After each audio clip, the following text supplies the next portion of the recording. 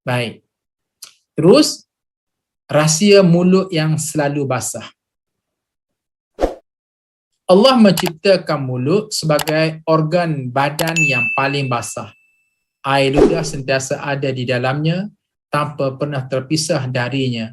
Allah menjadikan air ludah itu manis, tidak asin seperti air mata, atau pahit seperti yang terdapat di telinga, melainkan berasal dari air di dalam badan yang paling segar dan manis. Hal itu mempunyai hikmah yang mendalam sebab makanan dan minuman selalu bercampur dengannya. Bahkan air ludah tersebut tidak manis. Nescaya manusia bahkan binatang sekalipun tidak akan merasakan lazatnya makanan dan minuman. Selain itu, manusia akan menyelam makanan kecuali manusia tidak akan menyelam makanan kecuali kan terpaksa. Kesimpulannya apa dia? Kesimpulannya ialah kenapa Allah Subhanahu Wa Taala menjadikan rahsia mulut kita ni basah, memanjang, berair, memanjang sampai kat kita kadang kena serap-serap air basah tu untuk air basah yang ada dalam mulut kita untuk kita telan.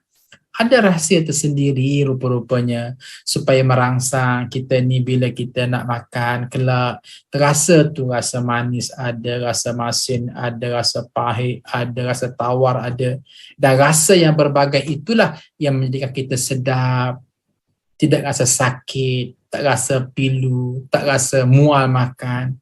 Jadi semua ini Allah nak mengamankan kita, nak menceriakan kita, seolah-olah Allah nak kata, wahai manusia, aku tahu sangat ni, kamu sebagai hamba aku ni, aku yang menciptakan kamu. Ya, kamu semua ada selera makan. Ingat ya, bagaimana nak memastikan kamu ini sentiasa ceria dengan selera makan, maka aku menciptakan, aku sebagai Allah yang bersifat Al-Mu'min, yang nak membahagiakan kamu, aku jadikan mulut kamu ni basah-basah saja supaya apa? Senang untuk absorb, senang untuk mengambil makanan dengan cara yang menjadikan kamu selesa.